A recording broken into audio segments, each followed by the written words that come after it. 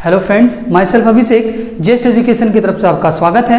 आज जो हमारा टॉपिक होने वाला है वो थर्मोडायनेमिक का थर्ड लेक्चर, क्योंकि प्रीवियस 2 लेक्चर में हमने extensive intensive state path functions and isolated open system close system इसके बारे में डिस्कस किया था। आज जो हमारा टॉपिक है सबसे इंपॉर्टेंट और बहुत जनरली इसका यूज़ किया जाता है, बहुत से केसेस में यूज़ किया जाता है। फिजिक्स लो, केमिस्ट्री लो, अदर कॉम्पिटिटिव एग्जाम में डायरेक्टली क्वेश्चंस इस टॉपिक से पूछे जाते हैं। IIT जैम या IIT जेईई मेंस, अब कई इंट्रेंस एग्जाम जहाँ पे भी केमिस्ट्री पूछी जाती है अच्छे लेवल पे, वहाँ पे इंटरनल एनर्जी से रिलेटेबल क्वेश्चंस आते हैं। ठीक है, तो चलिए इंटरनल एनर्जी हम लोग टॉपिक स्टार्ट करने जा रहे हैं। आज के वीडियो में आपको काफ़ी मज़ा आने वाला है और सबसे इम्पॉर्टेंट टॉपिक स्टार्ट होने वाला है। ठीक है, तो इंटरनल एनर्जी की बात करते हैं। चलिए, इंटरनल एनर्जी को यू से, कैपिटल यू से या कैपिटल ई से डिनोट किया जाता है। और इंटरनल एनर्जी मतलब होता क्या है? किसी सब्सटेंस की जो खुद की एनर्जी होती है, अपने अंदर की जो वो खुद कंटेन करता है, उसको क्या बोलते हैं? Internal energy. ठीक है, खुद की मेरी जो एनर्जी होगी वो क्या है? Internal energy. नाम से ही पता चल जा रहा है अपन को कि ये क्या है? Internal energy. ओके, तो सबसे पहले हम लोगों ने लास्ट वीडियोस में देखे थे कि इंटरनल एनर्जी किस टाइप का फंक्शंस होता है। इंटरनल एनर्जी पाथ फंक्शन होता है कि स्टेट फंक्शन होता है? याद करिए आप लोग, स्टेट फंक्शन होता है कि ये पाथ पे डिपेंड नहीं करता, ये सिर्फ इनिशियल और फाइनल पोजीशन पे डिपेंड करता है, जिस वजह से मैं इंटरनल एनर्जी को स्टेट फंक्शन कहता हूँ। पक्की बात। इसलिए जब आप इंटरनल एनर्जी में जब डिफरेंस निकालते हैं या चेंज इन इंटरनल एनर्जी निकालते हो तो आप ई फाइनल माइनस ई इनिशियल करते हो, क्योंकि सिर्फ ये फाइनल और इनिशियल पोजीशन पे ही डिपेंड करता है। पक्की बात। ये क्या है? एक एक्सटेंसिव प्रॉपर्टी होती है। इंटरनल एनर्जी क्या होती है? एक एक्सटेंसिव प्रॉपर्टी। पहला तो हमने स्टेट फंक्शन के बारे में डिस्कस किया। ये एक्सटेंसिव प्रॉपर्टी जैसा कि मैंने बताया था आपको, एक्सटेंसिव प्रॉपर्टी ये होती है जब मास पे डिपेंड करे। कोई फंक्शन जो मास पे डिपेंड कर रहा है उसको क्या कहते हैं? Extensive property. पक्की बात। तो चलिए, इंटरनल एनर्जी एक्सटेंसिव प्रॉपर्टी होता है, स्टेट फंक्शन होता है। इंटरनल एनर्जी को डिफाइंड ऐसे करते हैं कि कोई भी सब्सटेंस जो खुद की एनर्जी को कंटेन करता है वो इंटरनल एनर्जी कहलाता है। इंटरनल एनर्जी को हिंदी में क्या बोलते हैं? आंतरिक ऊर्जा। पक्की बात। चलिए आगे स्टार्ट करते हैं। इसकी क्या डिपेंडिंग प्रॉपर्टी क्या है? कोई पूछ रहा है कि भाई इंटरनल एनर्जी डिपेंड किस पे करता है, किन किन बातों पर इंटरनल एनर्जी डिपेंड करेगा। मेरी जो खुद की एनर्जी है, हर सब्सटेंस की जो खुद की एनर्जी है वो किन किन बातों पे निर्भर करता है। सबसे पहली प्रॉपर्टी याद रखिएगा, स्टेट ऑफ एग्जिस्टेंस। जिस स्टेट में वो एग्जिस्ट कर रहा है, जो भी आप सब्सटेंस ले रहे हो, उस बात ध्यान रखिएगा। इस बात का आपको जरूर ध्यान रखना है कि वो स्टेट कौन सा है, सॉलिड है कि लिक्विड है कि गैस है, कौन से स्टेट में है। इंटरनल एनर्जी इस बात पे भी डिपेंड करती है। पक्की बात है। Second one is what? Temperature पे डायरेक्ट इंटरनल एनर्जी डिपेंड इसलिए करती है कि आप टेम्परेचर को इंक्रीज या लो करते हो तो मॉलिक्यूल्स का जो मूवमेंट है ना, उस पर इफेक्ट पड़ता है। According to kinetic theory of gases. ठीक है, गैसेज लॉ में आपने देखा था कि टेम्परेचर बढ़ाने पे डायरेक्ट मॉलिक्यूल की काइनेटिक एनर्जी बढ़ रही थी। तो इंटरनल एनर्जी का भी कॉन्सेप्ट यहाँ से वहाँ से रिलेटेबल है। पक्की बात है। ये पहली प्रॉपर्टी ये हो गया स्टेट ऑफ एग्जिस्टेंस, दूसरा हो गया टेम्परेचर। ठीक है, तो इन सब बातों का आप ध्यान रखिएगा कि इंटरनल एनर्जी किन किन बातों पर डिपेंड करती है। चलिए, ये वाला इसको नोट करते रहिएगा। तीसरा पॉइंट ध्यान दीजिएगा, ये केमिकल नेचर पे डिपेंड करता है। किस पे डिपेंड करता है? केमिकल नेचर पे। इंटरनल एनर्जी किस पे डिपेंड करती है? केमिकल नेचर पे। ठीक, कोई जो भी आप सब्सटेंस ले रहे हो उनका केमिकल नेचर किस वे में अलग अलग है, वो इन बात पे भी डिपेंड करती है। कोई पूछे इंटरनल एनर्जी किन किन बातों पे डिपेंड करती है, तो आप ये 3 प्रॉपर्टीज को आप डिस्कस करोगे। ठीक है, इंटरनल एनर्जी की बात अपने की, इंटरनल एनर्जी किस टाइप का फंक्शन होता है, इंटरनल एनर्जी एक्सटेंसिव होता है कि इंटेंसिव होता है, इंटरनल एनर्जी डिपेंडेंट प्रॉपर्टी के बारे में डिस्कस किया, उसके डेफिनेशंस के बारे में डिस्कस किया अपन। ठीक है, अब हम लोग अब डिस्कस करेंगे कि इंटरनल एनर्जी ये क्या है, किन किन एनर्जियों को मिलाया गया तो इंटरनल एनर्जी बना। हम अपना हम खुद की एनर्जी को इंटरनल एनर्जी कह दिए, लेकिन ये सिर्फ एक टाइप की एनर्जी से मिलकर नहीं बना होता, इसके अंदर ढेरों एनर्जी रहती है। जितने टाइप्स की एनर्जी एग्जिस्ट करती है वो सब एनर्जियों का समेसन ही क्या कहलाता है, इंटरनल एनर्जी कहलाता है। ठीक है, तो प्लीज इसको वीडियो को पॉज करके एक बार नोट डाउन कर लो। चलिए ध्यान दीजिएगा, इंटरनल एनर्जी को कैपिटल यू से डिनोट करते हैं। इंटरनल एनर्जी सभी एनर्जी का समेसन होता है। ठीक है, kinetic energy plus potential energy, ठीक है, potential energy plus rotational energy, short word में लिख रहा हूं, वाइब्रेशनल एनर्जी, और भी डिफरेंट टाइप ऑफ जो एनर्जी कट होगा किसी सब्सटेंस के अंदर, उन सभी एनर्जियों का समेसन क्या कहलाता है, इंटरनल एनर्जी। ठीक है, ये इंटरनल एनर्जी का एक शॉर्ट टर्म एक डिफाइन कर सकते हो आप कि सभी एनर्जियों का समेसन इंटरनल एनर्जी कहलाता है। बट एक्सेप्ट एक चीज याद रखना, ग्रेविटेशनल एनर्जी इस पोटेंशियल एनर्जी में इंक्लूड नहीं होता है। काफी इंपॉर्टेंट पॉइंट है, प्लीज इसको नोट करिएगा कि इंटरनल एनर्जी में ग्रेविटेशनल एनर्जी इंक्लूड नहीं होता है। तो प्लीज इसके नीचे लिख लेना, accept gravitational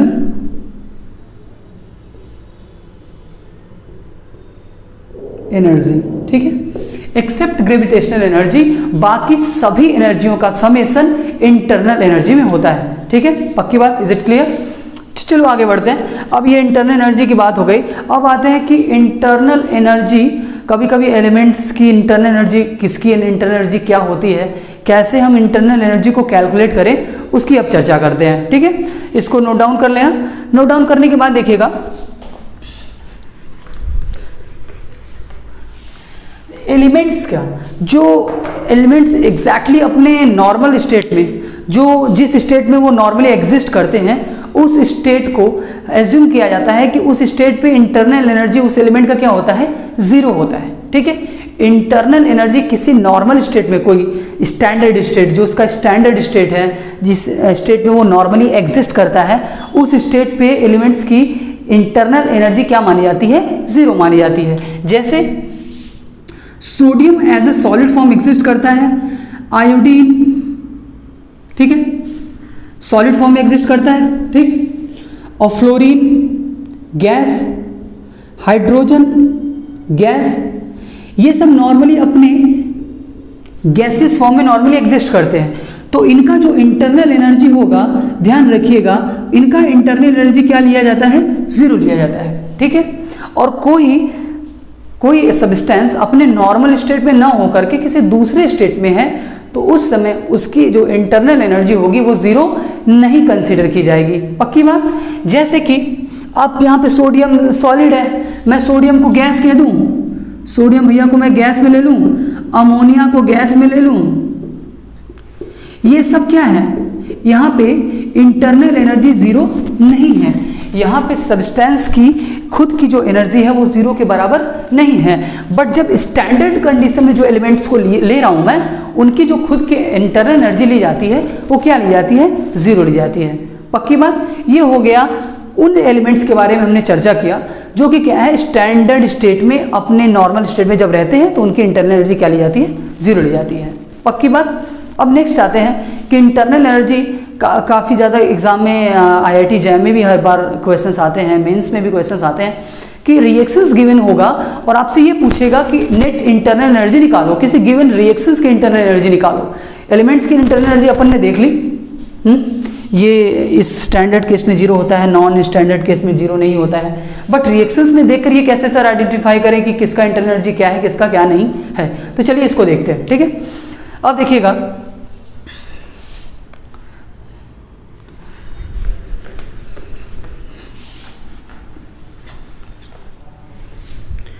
standard internal energy, standard element कोई है, स्टैंडर्ड स्टेट में है, उसकी इंटरनल एनर्जी जीरो होती है, लेकिन इंटरनल एनर्जी का चेंज कैलकुलेट किया जा सकता है। ठीक है, इंटरनल एनर्जी का चेंज किया जा सकता है। मैं अभी कुछ, मेरे पास कभी कुछ और एनर्जी है, कुछ टाइम बाद से एनर्जी में मेरी गिरावट आ जाए, ठीक है, कम हो जाए मेरी एनर्जी।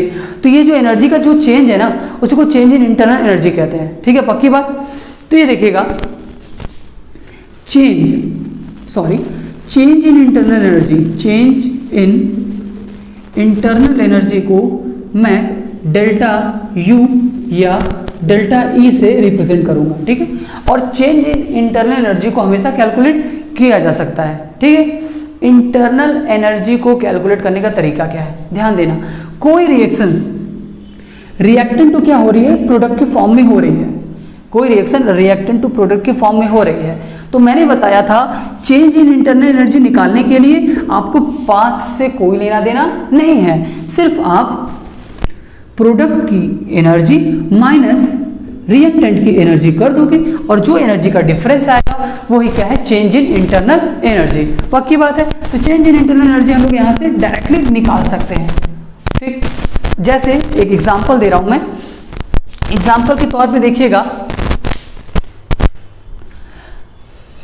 इसको नोट कर लो प्लीज, एक क्वेश्चन दे रहा हूं, प्लीज इसको नोट कर लीजिए। ठीक है, ध्यान देना। मान लो मैं एक रिएक्शन ले रहा हूं, N2 gas plus 3H2 hydrogen gas की फॉर्म में, ये अमोनिया बनाता है। ठीक, reactions must be balance by gas. ठीक है, अब क्या हो रहा है, हमें निकालना है इस गिवन रिएक्शंस का चेंज इन इंटरनल एनर्जी निकालना है। ठीक है, तो देखिएगा, चेंज इन इंटरनल एनर्जी निकालने के लिए अभी हमने पढ़ा कि प्रोडक्ट के एनर्जी माइनस रिएक्टेंट का एनर्जी अपन को करना है, यही करना है भाई। ठीक है, तो देखिएगा, प्रोडक्ट की एनर्जी, ठीक, प्रोडक्ट की जो इंटरनल एनर्जी है प्रोडक्ट के जो सब्सटेंस की, वो है अमोनिया। वो किस फॉर्म में है, गैसेस फॉर्म में है। हाँ, वो स्टैंडर्ड कंडीशन में नहीं है, वो अपने किसी और स्टेट में है, गैसेस स्टेट में है। इसकी इंटरनल एनर्जी एग्जिस्ट करेगी खुद की। ओके, तो मैं यहाँ पे बोलूँगा इंटरनल एनर्जी ऑफ अमोनिया तो रहेगी ही रहेगी। ठीक है, लेकिन कितनी, देखो यहाँ पे यह कॉफिशिएंट का आपको ध्यान रखना है, कॉफिशिएंट को साथ में लेके चलना है, भूलना नहीं है। ठीक है, बीच रास्ते में छोड़ना नहीं है। अब देखो, माइनस रिएक्टेंट की एनर्जी। रिएक्टेंट में कौन कौन है भाई, नाइट्रोजन है और हाइड्रोजन है। अच्छा ये बताइए कि नाइट्रोजन स्टैंडर्ड स्टेट में है यहाँ पे कि ये किसी और स्टेट में है। Nitrogen as it is gas form में होता है, तो और हाइड्रोजन में क्या होता है, गैस फॉर्म में होता है। और कोई element as a natural form में यहाँ पे बंदा है, तो उस केस में उसकी खुद की इंटरनल एनर्जी क्या ली जाती है, जीरो ली जाती है। जिसके लिए मैं यहाँ पे 0 + 0 ईजिली लिख सकता हूँ। दोनों को एक लड्डू मिल गया, क्योंकि वो तो स्टैंडर्ड कंडीशन में है। तो हमारी जो net change in internal energy आई है भाई, सॉरी यहाँ पे मुझे इंटरनल एनर्जी का चेंज नहीं लिखना चाहिए था, एनर्जी ऑफ NH3 जो है, अब डायरेक्टली मैं लिख सकता हूँ यहाँ पे change in internal energy is equal to 2 times of internal energy of NH3। ठीक है, ऐसे डायरेक्टली लिखा जा सकता है। पक्की बात। यहाँ पे ये लिख करके आप आगे बढ़ सकते हो, क्योंकि ये दोनों क्या है, अपने स्टैंडर्ड कंडीशन में है। तो इंटरनल एनर्जी का चेंज आप इजीली यहाँ से कैलकुलेट कर सकते हो। पक्की बात है। तो ये हो गया इंटरनल एनर्जी का कॉन्सेप्ट। इंटरनल एनर्जी का कॉन्सेप्ट का कहने का सेंस क्या है मेरा, कि आप कौन सी प्रॉपर्टी है, कौन सा फंक्शन है, कौन सी प्रॉपर्टी पे ये डिपेंड कर रहा है, कैसे कैलकुलेट करेंगे, स्टैंडर्ड कंडीशन में एलिमेंट्स की इंटरनल एनर्जी क्या होती है, या किसी और स्टेट में हो जाते हैं तो उनके साथ ऐसा क्या होता है कि एनर्जी कैलकुलेट करनी होती है। ये सब हमने यहाँ पे डिस्कस किया है। अब हम लोग डिस्कस करने जा रहे हैं इंटरनल एनर्जी के बाद एक सबसे बेहतरीन कॉन्सेप्ट आता है enthalpy. Enthalpy, change in enthalpy के बारे में अपन डिस्कस करेंगे, तो प्लीज़ इसको नोट कर लो। अब हम लोग जो नया टॉपिक स्टार्ट करने जा रहे हैं वो एंथैल्पी है। पक्की बात, प्लीज नोट डाउन। चलिए फ्रेंड्स, नेक्स्ट टॉपिक स्टार्ट करते हैं, एंथैल्पी। ओके, इंटरनल एनर्जी के बाद जो सबसे इंपॉर्टेंट टर्म आता है एंथैल्पी आती है। ठीक है, एंथैल्पी होता क्या है, कोई सिस्टम जो खुद जितने अमाउंट ऑफ हीट कंटेंट कर रही है, ठीक है, हीट, हाँ होता है ना, हिंदी में क्या बोलते हैं, उष्मा। जितनी गर्मी है तुम्हारे अंदर, जितनी उष्मा है, कहते बहुत गर्मी है तुम्हारे अंदर। जो बहुत ज़्यादा मारपीट करता है, क्या कहते हैं, यार तुम्हारे अंदर बहुत ज़्यादा गर्मी है, तुम हमेशा देखता हूँ कि लड़ाई करते रहते हो। ठीक उसी टाइप से एंथैल्पी में क्या होता है, total heat content.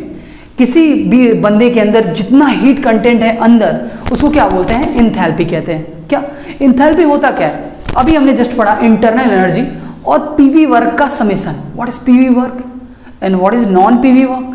PV work क्या है? जहां पे प्रेशर और वॉल्यूम वाला टर्म इंक्लूड रहे, ठीक है। आप प्रेशर बढ़ा रहे हो, वॉल्यूम घट रहा है, वॉल्यूम बढ़ा रहे हो, प्रेशर घट रहा है, या दोनों बढ़ा रहे हो, दोनों बढ़ रहा है, मतलब डिफरेंट टाइप ऑफ कंडीशन जहां पे प्रेशर और वॉल्यूम इन्वॉल्व है उसको पीवी वर्क कहते हैं, और उस वर्क के करस्पॉन्डिंग एनर्जी को पीवी एनर्जी कहते हैं। पीवी एनर्जी और इंटरनल एनर्जी के समेशन को क्या बोला जाता है? हीट, जो खुद की हीट, और इसी को क्या नाम दे दिया गया? एंथैल्पी। पक्की बात। तो it is a total heat content of a system, किसी सिस्टम का, ठीक है। यहां पे ऑफ अ सिस्टम लिख लेना, ऑफ अ सिस्टम, किसी सिस्टम का जो खुद का हीट कंटेंट होता है उसे क्या बोलते हैं? एंथैल्पी बोलते हैं। और वो किसके बराबर होता है? Internal energy plus PV energy. Internal energy और पीवी एनर्जी के समेशन को क्या बोलते हैं? टोटल हीट कंटेंट या एंथैल्पी। पक्की बात। तो यहां पे मैं लिख भी सकता हूं H इज इक्वल टू, हाँ sir, U plus PV. H is equal to U plus PV. U stand for internal energy and PV stand for PV energy. पक्की बात। देखिएगा, जैसे इंटरनल एनर्जी एक्सटेंसिव प्रॉपर्टी था उसी तरह इंथैल्पी भी क्या होता है? एक्सटेंसिव प्रॉपर्टी होती है। तो प्लीज यहां पे आप लिख लेना, ये भी क्या होता है? एक्सटेंसिव प्रॉपर्टी शो करता है, एक्सटेंसिव होता है। And second one is what? ये कौन सा फंक्शन होता है? स्टेट फंक्शन होता है, पाथ फंक्शन नहीं होता है, ठीक है।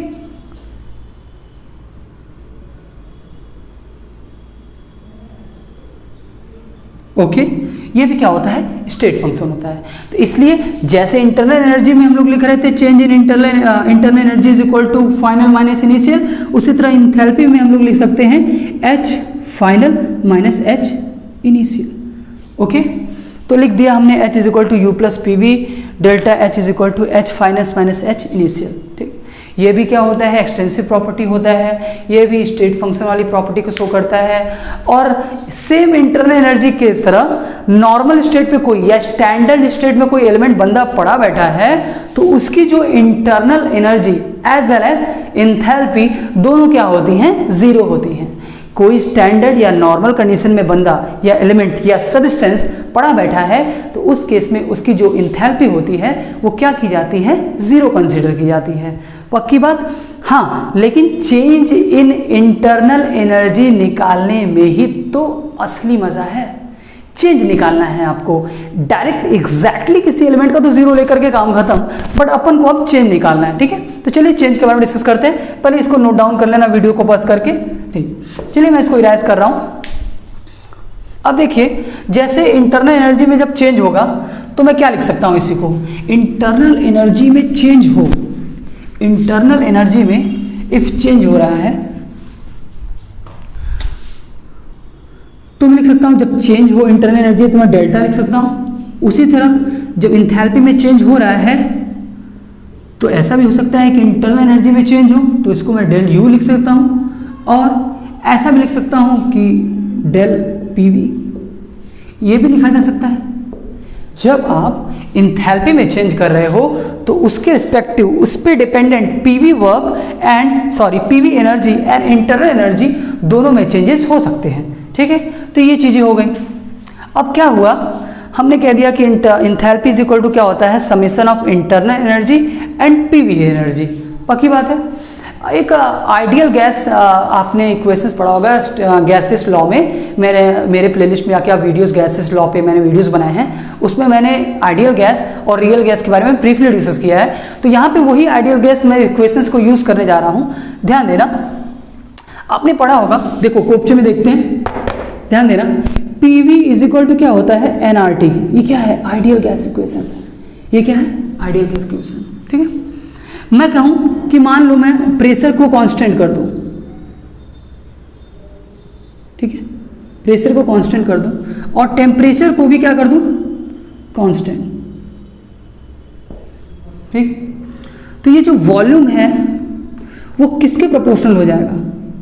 नंबर ऑफ मोल्स के। वॉल्यूम किसके प्रोपोर्शनल हो जाएगा? नंबर ऑफ मोल्स के। पक्की बात है। ये एन स्टैंड फॉर व्हाट्स क्या होता है, एन क्या होता है, नंबर ऑफ मोल, आर क्या होता है, राइडबर्ग कांस्टेंट होता है, टी क्या होता है, टेम्परेचर होता है, पी क्या होता है, प्रेशर, वी क्या होता है, वॉल्यूम होता है। ठीक है, कभी कभी ऐसे होता है कि वॉल्यूम को कांस्टेंट कर दिया जाए, प्रेशर को इंक्रीज किया जाए, टेम्परेचर को कांस्टेंट कर दिया जाए, प्रेशर वॉल्यूम दोनों इंक्रीज हो एक दूसरे के रिस्पेक्ट में। तो हमने डिफरेंट टाइप ऑफ लॉ पढ़े थे, Charles law, Boyle's law, Avogadro hypothesis, मतलब डिफरेंट टाइप ऑफ लॉ। लेकिन हमें उन सब लॉ को यहाँ पे पूरा नहीं लाना है, लेकिन कुछ रिलेशन यहाँ पे हमने थोड़े कैप्चर करने हैं, कुछ चीज़ों का यहाँ पे यूज़ होगा। ठीक है, तो ये enthalpy is equal to internal energy plus PV work के बारे में डिस्कस कर लिया। फिर उसके बाद देखिएगा मैं क्या यूज़ करूँगा, ये जो इक्वेशंस मैंने लिख रखा है ये सिर्फ गैसियस रिएक्शंस के लिए ही वैलिड है। ध्यान देना, सबसे नोट करने वाली बात यही है, इंपॉर्टेंट नोट लिख लीजिएगा भाई, ये क्या होता है, सिर्फ गैसियस रिएक्शंस के लिए। ओके, ये किसके लिए वैलिड है, सिर्फ गैसियस रिएक्शंस के लिए वैलिड ओनली फॉर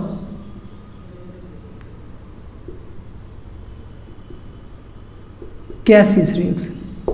ठीक है, गैस रिएक्शन, पक्की बात। अब देखिए क्या होगा, इस रिएक्शंस में कह दूं मैं कि नहीं भैया प्रेशर को कांस्टेंट कर दीजिए और टेम्परेचर को कांस्टेंट कर दीजिए, हम तो बस इतना चाहते हैं। ठीक है, प्रेशर को कांस्टेंट कर दीजिए आप, सिर्फ अभी आप प्रेशर को कांस्टेंट करो पहले। तो जब मैं प्रेशर को कांस्टेंट करूंगा ना तो क्या होगा, प्रेशर तो एक कांस्टेंट टर्म है, प्रेशर तो एक कांस्टेंट टर्म है, तो del H is equal to del U plus pressure में तो चेंज ही नहीं होगा क्योंकि वो तो कांस्टेंट है, तो P डेल V क्या मैं लिख सकता हूँ, इसी ऊपर वाले इक्वेशंस को जब प्रेशर सिर्फ कांस्टेंट हो, क्या हो, प्रेशर कांस्टेंट हो, तो इस ऊपर वाले इक्वेशंस को मैं ऐसे लिख सकता हूं क्योंकि प्रेशर एक कांस्टेंट टर्म है तो उसमें चेंजेस नहीं होंगे, वो आगे मैंने अपन ने लिख लिया।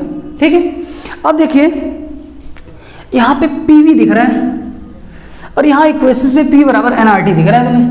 ठीक है, तो हम क्या PV की जगह nRT यूज कर सकते हैं, nRT, इसी PV की जगह हम nRT का यूज कर सकते हैं। ठीक है, तो del H is equal to क्या मैं लिख सकता हूं, del U plus del NG RT। देखिए सड़िएगा मत, बहुत इंपॉर्टेंट पॉइंट है, ध्यान दो ध्यान दो ध्यान दो ध्यान दो ध्यान दो। डेल्टा NG क्या है सर, डेल्टा NG क्या है, नंबर ऑफ मोल्स चेंज, जो मोल्स में जो चेंजेस हो रहे हैं, किसके मोल्स में चेंजेस हो रहे हैं, गैस के। इसीलिए मैंने यहां पे लिख दिया valid only for gaseous reaction. जो आप किसी गिवन इक्वेशंस को देखेंगे उनके मोल्स में जो चेंजेस हो रहे हैं उसी चेंजेस को मैंने लिख दिया है डेल्टा NG। ये मोल्स ऑफ चेंजेस क्या होता है, प्रोडक्ट के मोल्स माइनस ऑफ रिएक्टेंट के मोल्स। ठीक है, तो चलिए इसको इतना नोट कर लो, मैं इसको ऊपर से इलाज कर रहा हूं। ठीक है,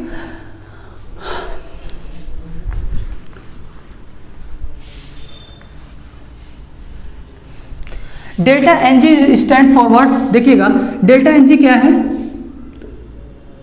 moles of product minus moles of reactant, moles of product minus moles of reactant. ठीक है, जो भी मोल्स ऑफ प्रोडक्ट में आएगा माइनस मोल्स ऑफ रिएक्टेंट आएगा, उन दोनों का डिफरेंस क्या हो जाएगा, डेल्टा NG के बराबर हो जाता है, आपने निकाल। ठीक, अब क्या है, अब देखिएगा डेल्टा NG कैसे कैलकुलेट करें सर, डेल्टा NG आपने बता दिया कि डेल्टा NG ये है, R की वैल्यू, R की वैल्यू सबको याद है भाई, प्लीज R की वैल्यू लिख लेना, कंफ्यूज मत होइएगा। R की दो वैल्यूज होती हैं, एक होती है 8.31 जूल पर केल्विन पर मोल होता है, और एक R की वैल्यू होती है 0.0821, ठीक है, 0.0821, ठीक है, लीटर एटमॉस्फेयर पर मोल पर केल्विन। ठीक है, ये दोनों R की वैल्यूज प्लीज आप याद रखिएगा, जब आप सॉल्व कर रहे होंगे तो R थोड़ा सा मैटर करेगा। टेम्परेचर को आपने कांस्टेंट लेना है, प्रेशर को भी आपको कांस्टेंट लेना है, तो वेरिएशन किस में होता है, वॉल्यूम में, और वॉल्यूम में चेंज होगा तो किस में चेंज होगा, नंबर ऑफ मोल्स में चेंज होगा। हमने देखा जब इस इक्वेशन में मैंने प्रेशर और टेम्परेचर दोनों को कांस्टेंट कर दिया तो वॉल्यूम किसके प्रोपोर्शनल होगा? सिर्फ नंबर ऑफ मोल्स के, नंबर ऑफ मोल्स के प्रोपोर्शनल था। इसका मतलब इस वाले इक्वेशंस को हम ऐसे लिख सकते थे, डेल्टा एन जी कैसे कैलकुलेट करना है? Number of moles of product minus number of moles of reactant. बोलो हाँ कि ना? तो ठीक है, डेल्टा एन जी वैसे निकालेंगे सर, लेकिन ये रिएक्शंस किसके लिए वैलिड है? ओनली फॉर गैसियस रिएक्शंस के लिए।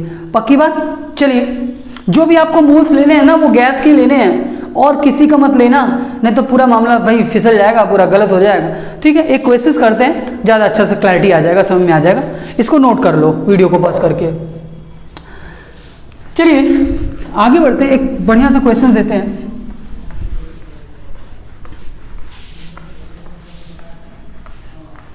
देखिएगा एक क्वेश्चंस आप लोग नोट करिएगा। एक क्वेश्चंस है सबसे इंपॉर्टेंट,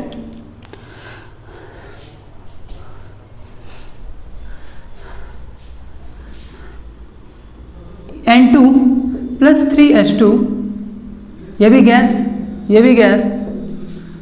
बन रहा है भाई 2NH3 गैस।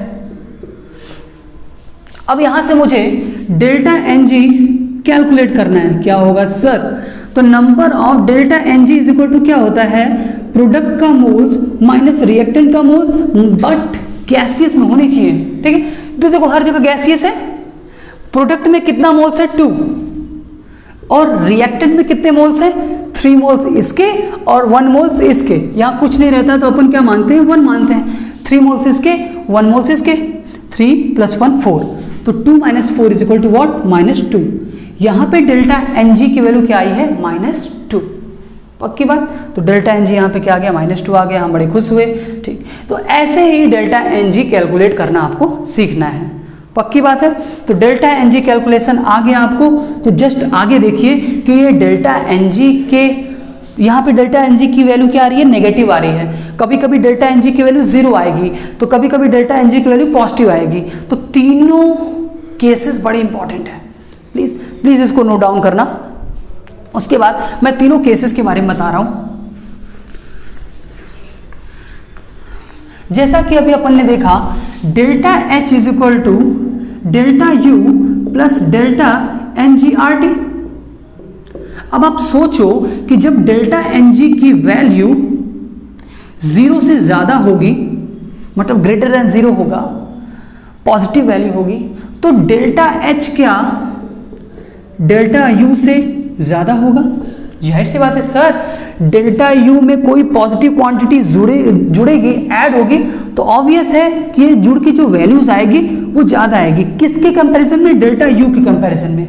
क्योंकि डेल्टा U में ये जब जुड़ रहा है तो वो डेल्टा H के बराबर हो रहा है। तो डेल्टा H क्या होगा? जब ये पॉजिटिव होगा तो इसमें ये जुड़ेगा, तो ऑब्वियस है कि डेल्टा H की वैल्यू क्या हो जाएगी? इंक्रीज हो जाएगी। किसके कंपैरिजन में? डेल्टा U के कंपैरिजन में। लेकिन यही डेल्टा Ng जब 0 से कम हो जाएगा तो मामला गड़बड़ हो जाएगा, क्योंकि ये चीजें घटने लगेंगी। ये चीजें प्लस की जगह यहाँ पे क्या हो जाएगा? माइनस हो जाएगा, और इंटरनल एनर्जी में कोई चीज समथिंग सब्सट्रैक्ट होगा, माइनस होगा। तो उस केस में आपका इंटरनल एनर्जी डोमिनेटिंग हो जाएगा as comparison to delta H। But third case ध्यान रखिएगा, जब डेल्टा Ng की वैल्यू आप 0 ले लोगे तो ये पूरी जनता क्या हो जाएगी? तबाह हो जाएगी, 0 की तरफ भाग रही। तो डेल्टा H और डेल्टा U क्या हो जाएंगे? आपस में बराबर हो जाएंगे। तो यहाँ पे मैं इजीली लिख सकता हूँ delta H is equal to delta U। पक्की बात? तो चलिए आज के वीडियो में इतना ही। इंटरनल एनर्जी और इंथैल्पी जैसा टॉपिक हमने डिस्कस किया, तो प्लीज़ इन सब पॉइंट्स को नोट कर लीजिएगा। एग्जाम में IIT JEM, JEE mains, BCE CE agriculture के एग्ज़ाम, BHU के एंट्रेंस एग्ज़ाम, केमिस्ट्री से रिलेटेड जितने भी एंट्रेंस एग्ज़ाम होते हैं वहाँ पे इंटरनल एनर्जी और इंथैल्पी डायरेक्ट क्वेश्चंस आते हैं। ठीक है, तो आज के लिए इतना ही। नेक्स्ट वीडियो में बेस्ट टॉपिक के साथ मिलेंगे, तब तक के लिए बाय।